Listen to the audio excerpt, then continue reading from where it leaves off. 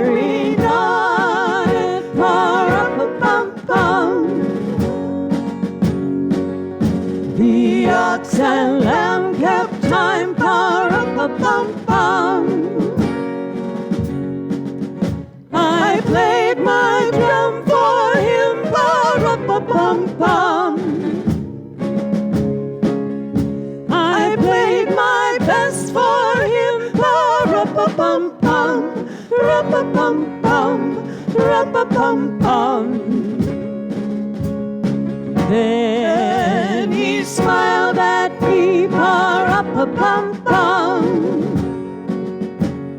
me and my drum.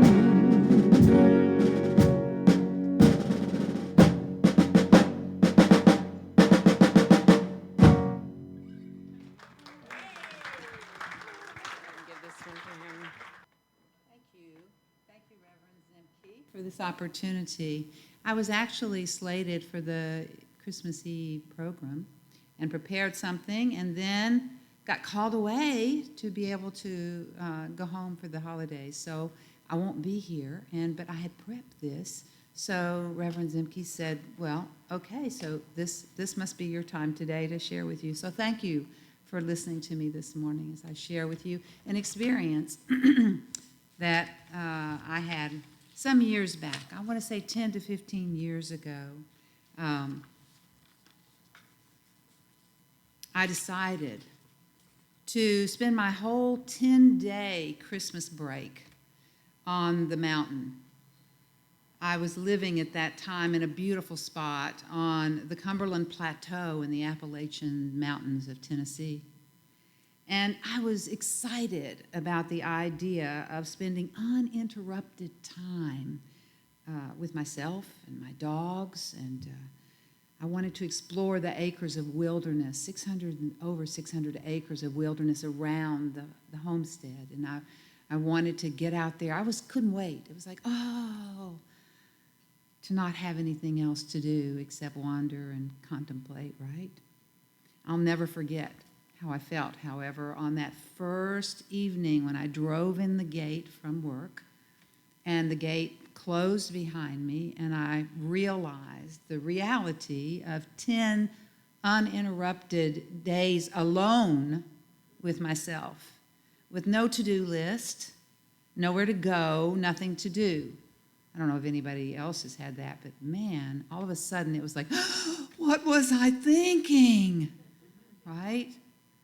But you know, it wasn't even 2 days after arriving there that, I found the rhythm of it, and I knew it wasn't going to be enough time. 10 days was just a drop in the bucket to all of it. I was loving every minute of it. Sitting in front of the fireplace, it was winter after all in the mountains, and sitting in front of the fireplace and contemplating and just not having to go anywhere and doing ritual and the waking up in the morning in my snuggled in bed with the down covers pulled up over my head to the cold morning air that I always kept circulating with the windows open and the doors open. It was wonderful. And it was on one of those hikes, one of those daily meandering journeys, excuse me, that I had the experience that I'm about to share with you. I was walking, me and the dogs, and I was doing that conversation thing that maybe you do too, with the inner guide, with your inner source, and asking the questions, well, so what am I here for? Why am I here? And what is my purpose? And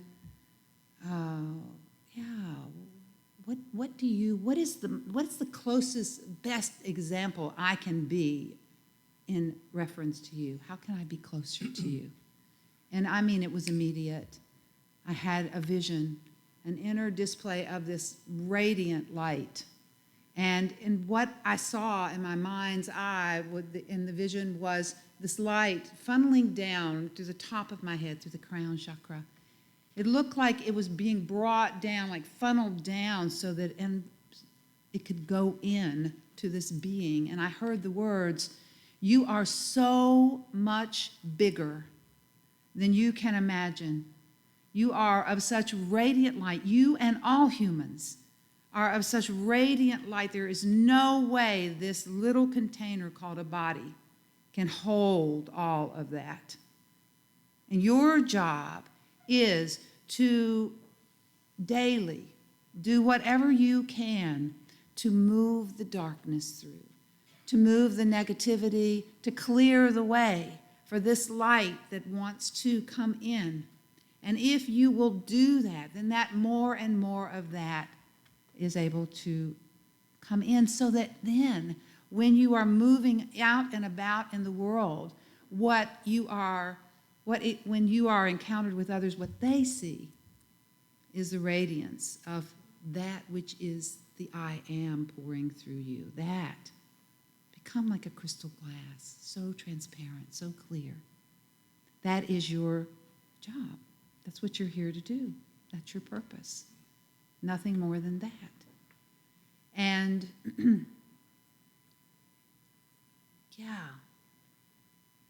what I'm aware of is at Christmas time, that was at Christmas, it was the welcoming of that Christ energy, which every year at Christmas we have the opportunity to renew that connection with Source. It's not that it's not there all the time pouring in.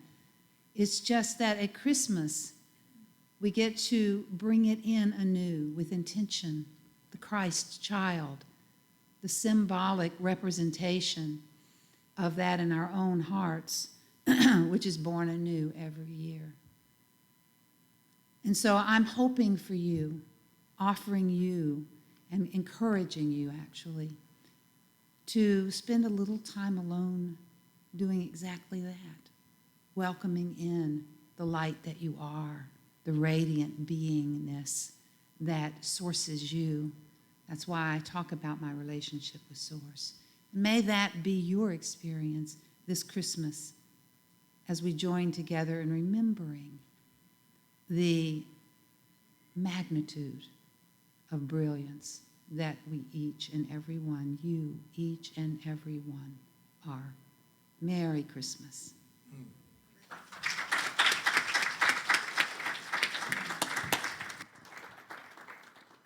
Thank you indeed, Lynne Forrest. And now we're graced once again with the lovely and unique voice of Carol Mitchell. Thank you. Thank you. That was wonderful, Lynn. Thank you for the sharing of that.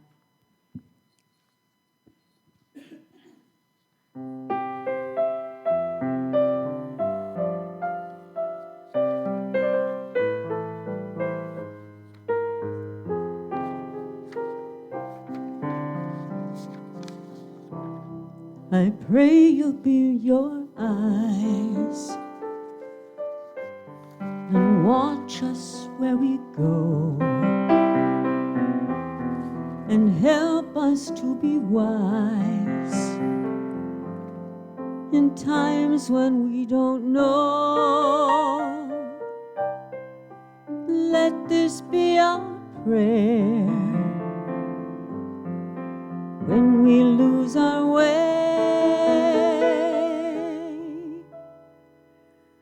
Lead us to a place, guide us with your grace, to a place where we'll be safe. La luce che ti dai Pray you'll find the light, nel cuore resterà hold it in our hearts. e ti ricardice And stars go out each night. eterna stella sei Oh, nella mia let this be preghiera. our prayer. Quanta fede When che shadows fill our day, lead us to our place. guide us with your grace. Give us faith that we'll be Safe. sognando un mondo senza più violenza, un mondo di giustizia e speranza, un giorno di la nuova amore, un simbolo di pace, di Eternità.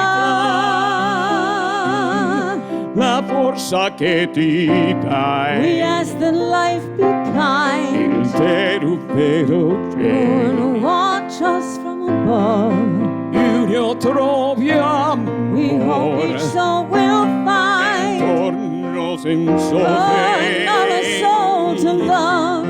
Let this be our prayer. Let this be our prayer. just like every child. Just like every child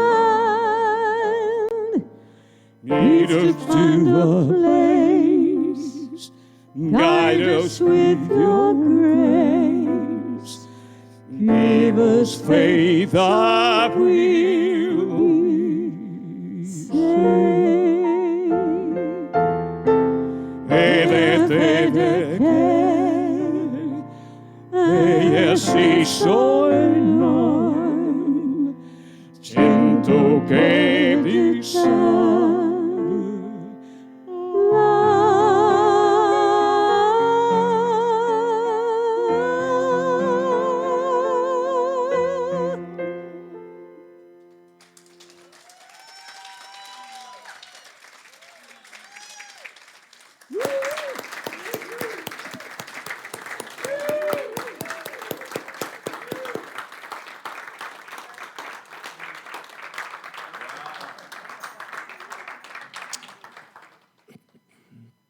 Thank you for gracing us with such a powerful revelation.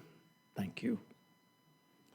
And now I would like to welcome to our platform today three who are part of our active ministry here in the temple. The inimitable Gloria Standish, Following her by Reverend Marvin Shepherd. And a newer member of our church, but equally inimitable, Inez Verhagen. Reverend Gloria, you're going to lead us off.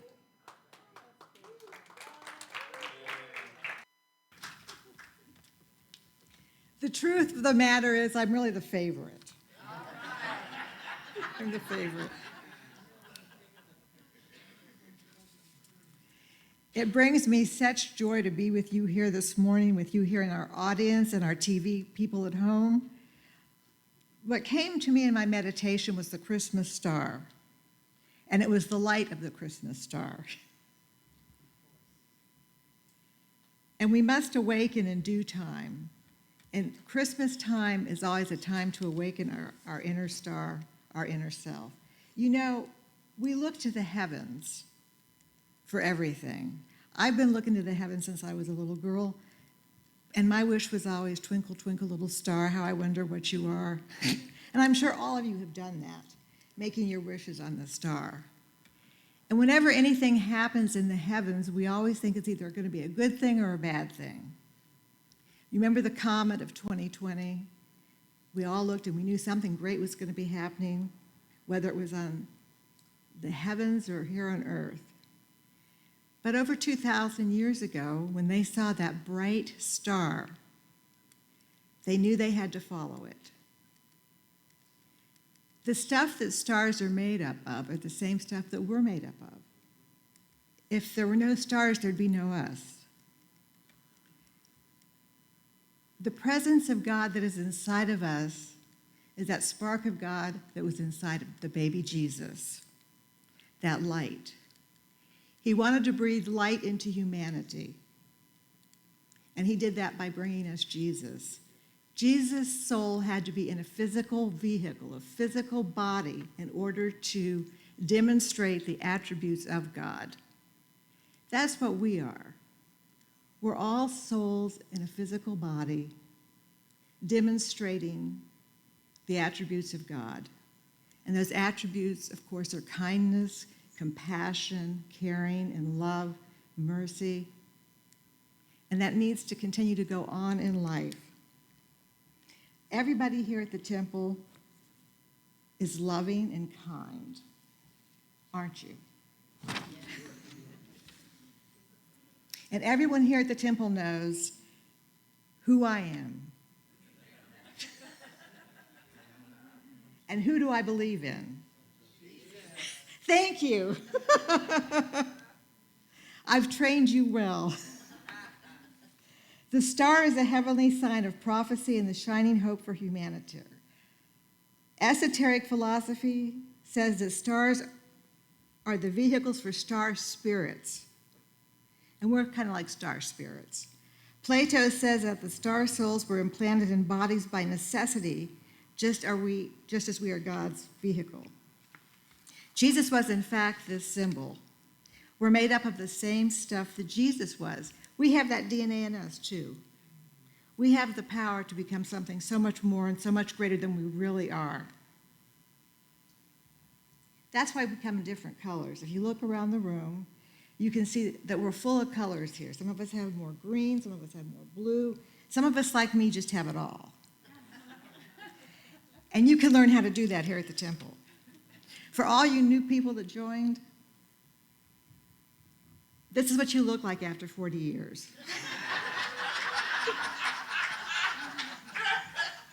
It's not too bad. And look how happy I am. And I'm full of joy. And you're going to be full of joy from being here with us, too. You're going to help our temple to grow in God's light. The presence of the Holy Spirit is shining within each one of you. It's like the star seed. We are God's stars. We are God's points of light. We will shine for God. The light is not dismissed on me by the fact that I noticed in the sky the other night, there was this huge red light in the sky. And I realized as I was looking at it, St. Nicholas. He was having a training night. Even St. Nicholas knew that he needed a light, and he found that in Rudolph the Red-Nosed Reindeer. Legend tells us that he needed so much light because the night was so dark that night that he created the aurora borealis. We find light in everything, even in a man named St. Nicholas, who really did exist. And the spirit of St. Nicholas, we've all taken that on ourselves, so we too can give to others and light up their life. My wish for all of you is that you find your light, and they rejoiced so much when they saw the light from the star. May you find your light and follow your light. Find the perfect light for yourself. May all of you have the merriest and happiest Christmas ever. Please share your gifts with me. You see, when you've been here long enough at the temple, you develop quite a sense of humor. And I am so blessed to be with these wonderful people. Reverend Zemke, I just don't know what I can say about you. He's wonderful. He's been here with us longer than I've been here. That's right. Longer than God himself. Not quite. But you've got the wisdom of God, and that's the other thing that you get when you come here. Not only do you get happy and joyous, but you get the wisdom and the knowledge and the love of God here from the people here. Our ministers are simply wonderful here. Our staff, our volunteers, our healers. You hear the music here.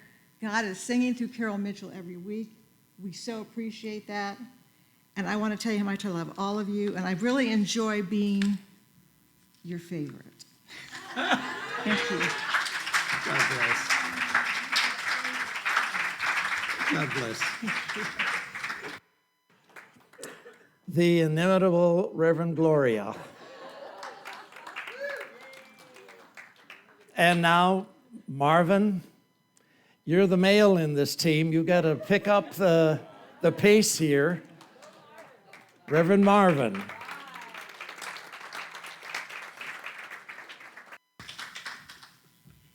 And I'm supposed to follow that? Okay. I have a thought to share. Some years ago, I was stuck on a crosstown bus in New York City during rush hour. Traffic barely moving. The bus was filled with cold, tired people who were dearly irritated with one another and with the world itself. Two men barked at each other about a shove that might or might not have been intentional. Yes, and a pregnant woman got on the bus and nobody shared a seat. Rage was in the air. No mercy could be found here. But as the bus approached 7th Avenue, the driver got on the intercom. "Folks," he said, "I know you've had a rough day and you are frustrated. I can't do anything about the weather or the traffic, but here's what I can do.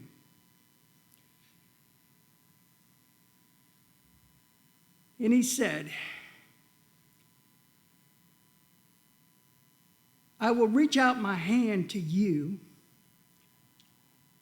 for you to drop off your pains, your sorrows, and your troubles into my palm as you exit the bus. For I will hold them until I get down to the Hudson River, and I will throw them in. And everybody started laughing. The bus was just spellbound. Faces gleamed with a surprised delight. People who had been pretending for the past hour not to notice each other's existence, suddenly grinning at each other like, is this guy serious? Oh, he was serious. At the very next stop, just as he promised, the driver reached out his hand, palm up, and waited. One by one, the exiting commuters placed their hand just above his and mimicked the gesture of dropping something into his palm. Some people laughed as they did it, some teared up, but everyone did it. We live in a hard world, my friends. Sometimes it's extra difficult to be human beings. Sometimes you've had a bad day, and sometimes the bad day lasts for several years. Your struggles and you fail. You lose jobs, money, friends, faith, love. You witness horrible events unfolding in the news, and you become fearful and withdrawn. There are times when everything seems cloaked in darkness. You long for the light, but you don't know where to find it. But what if you're the light? What if you were the very agent of illumination that the dark situation begs for? That's what the bus driver taught me, that everyone can be the light at any moment. This guy wasn't some big power player. He wasn't a spiritual leader. He wasn't some media savvy influencer. He was just a bus driver, one of society's most invisible workers. But he possessed real power, and he used it so beautifully for our benefit.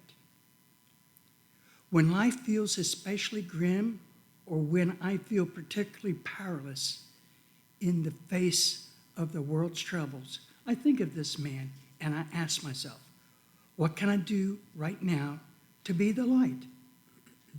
Of course, I can't personally end all wars or solve global warming or transform vexing people into entirely different creatures. Definitely can't control traffic.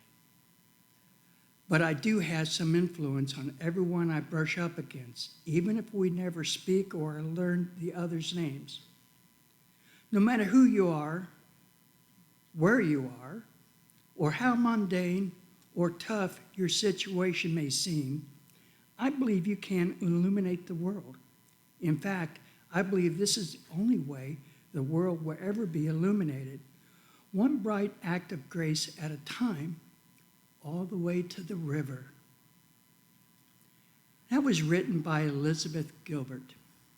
Bruce Bernhardt, who was a member here for many years before he moved away, shared that with me. And I thought, in that message is the real essence of what the ageless meaning of Christmas is. Us sharing our light with one another, being that bright light in dark times. The hug, filling hearts with joy, bringing our love to this place. I love you all. Thank you so much for listening to me, and Merry Christmas. Thank you, Marvin. Thank you, Reverend Marvin. Indeed, indeed. Again, the reminder, isn't it, to know that the light is always available. We just have to become open to it. Inez? Yeah. Your light is shining.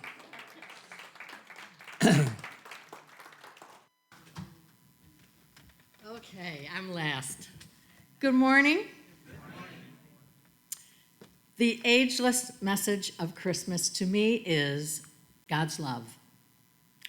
It's the love of family and friends. It's sharing, joy, peace, kindness, goodwill, mercy, hope, and it's giving. Giving directs us to change our thoughts from ourselves to others and think about what we want to give them. Some piece of ourselves, something that they will love and enjoy. It's people together sharing. It's the lights on trees, houses, towns, in cities, and all over the world. It's the magic of watching the wonder on a child's face, the magic of beautiful music that moves us when we're singing Christmas carols and hymns, the wonder and magic of watching beautiful movement and dance during the Nutcracker. So I had to think about my youth and growing up with my mom showing her love with food, cooking and baking, especially at Christmas time. She would start baking Christmas cookies in October. She froze them, and by Christmas Eve, there were a dozen different kinds, and everyone was delicious. She made baklava. She made cream puffs, Danish puffs. She had charcuterie boards before we knew the French word for them, with all the Italian deli meats and the cheeses and olives and vegetables and dips and Swedish meatballs. She had so much food and so many people. She invited the aunts and uncles, the cousins, the neighbors, the friends. The house would be full. And she loved every minute of it, sharing all of her prepared treats. She made eggnog from scratch. She always had a punch bowl with floating oranges and cherries, with the fruit juice and the tonic. It was just amazing what she did. Christmas dinner was another feast, prepared lovingly. And I don't even remember all the beautiful Christmas dinners she made, but what I do remember is the time and the love that went into every one of those meals. So to me, Christmas is about the love in our hearts, the sharing, the giving. It's what we do for others. It's the joy, the love, the magic that makes it so special. Merry Christmas.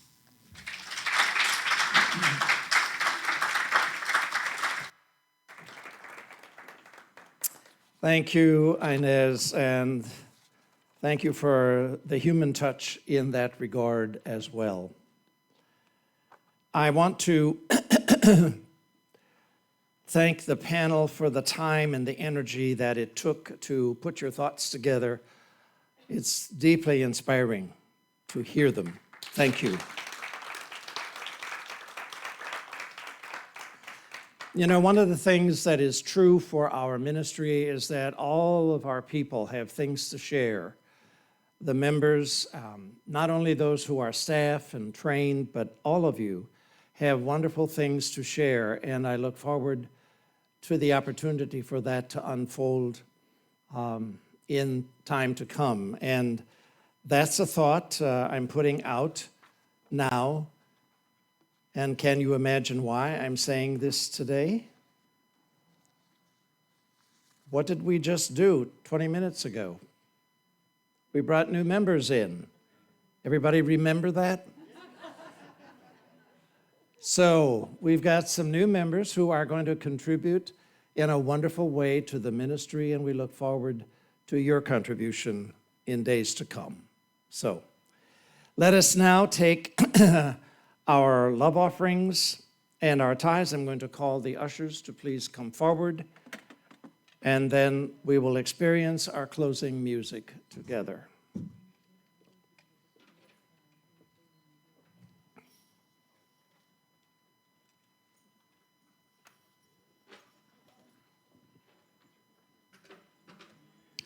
Let us at this moment, as we receive the gifts of that which is blessed and sacred among us, may we honor the source of all life from the deepest levels of our being and share that which blesses this ministry and all who are served in it in the world. Amen. Thank you all. Thank you for being with us.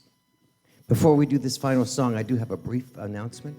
I have a set of keys for a silver Kia Soul. If they belong to you, come see me after service. Hey, Juanita. That's okay. Go ahead. Ready? 1, 2,